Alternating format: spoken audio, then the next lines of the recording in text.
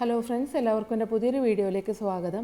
ഇന്ന് ഉണങ്ങിയ കപ്പ കൊണ്ട് നല്ല ടേസ്റ്റി ആയിട്ടുള്ളൊരു പുട്ടുണ്ടാക്കുന്നത് എങ്ങനെയാണെന്ന് നോക്കാം. ഇതിനു വേണ്ടി കപ്പ അതിൻ്റെ തൊലിയൊക്കെ കളഞ്ഞ് നന്നായിട്ട് കഴുകിയതിന് ശേഷം ഇതുപോലെ കനം കുറച്ച് ചെത്തിയെടുത്ത് നല്ല വെയിലത്ത് 2-3 ദിവസം ഇട്ട് നല്ല പോലെ ഉണക്കി എടുത്ത് വെച്ചിട്ടുള്ളതാണിത്. ഇനി കപ്പയൊന്ന് പൊടിച്ചെടുക്കാം. ഒരു മിക്സിയുടെ ജാറിലേക്ക് കപ്പയിട്ട് നല്ലപോലെ പൊടിച്ചതിന് ശേഷം ഇതൊരരിപ്പയിലേക്ക് ഇട്ടൊന്ന് അരിച്ചെടുക്കാം. ഇതേ രീതിയിൽ തന്നെ മുഴുവൻ കപ്പയും പൊടിച്ചെടുക്കാം.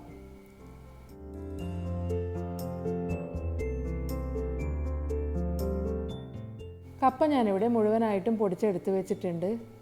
ഇനി പുട്ടുണ്ടാക്കുന്നത് എങ്ങനെയാണെന്ന് നോക്കാം. ഞാനിതിന് വേണ്ടി 2 ഗ്ലാസ് കപ്പപ്പൊടി എടുത്തിട്ടുണ്ട്. ഇതിലേക്ക് ആവശ്യത്തിനുള്ള ഉപ്പ് ചേർത്ത് കൊടുക്കുന്നുണ്ട്. ഇനി ഇതെല്ലാം കൂടി നന്നായിട്ടൊന്ന് മിക്സ് ചെയ്ത് കൊടുക്കാം. പിന്നെ ഇതിലേക്ക് കുറച്ചായി വെള്ളം ഒഴിച്ചിട്ട് നല്ലപോലെ ഒന്ന് കുഴച്ചെടുക്കാം.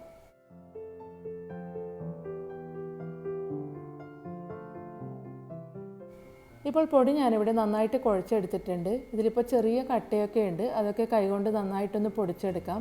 ഇല്ലെങ്കിൽ ഒരു മിക്സിയുടെ ജാറിലേക്ക് ഇട്ട് ഒന്ന് പൾസിലിട്ട് അടിച്ചെടുത്താലും മതിയാവും. അപ്പോഴേക്കും ഇതിലെ കട്ടകളൊക്കെ ഉടഞ്ഞ് പുട്ട് നല്ല സോഫ്റ്റായി കിട്ടും.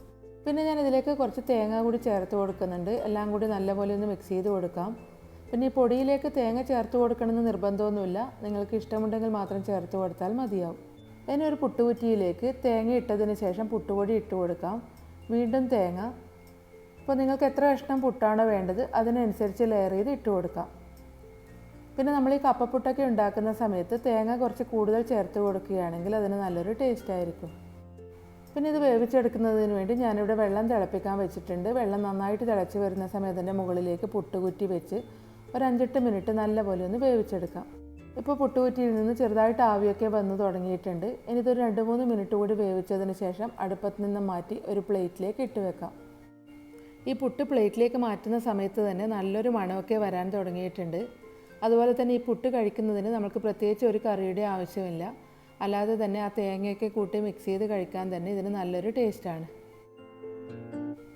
ഇപ്പോൾ വളരെ എളുപ്പത്തിൽ ഉണ്ടാക്കിയെടുക്കാൻ പറ്റിയ നല്ല ടേസ്റ്റി ആയിട്ടുള്ള കപ്പപ്പുട്ട് ഇവിടെ റെഡിയായിട്ടുണ്ട്.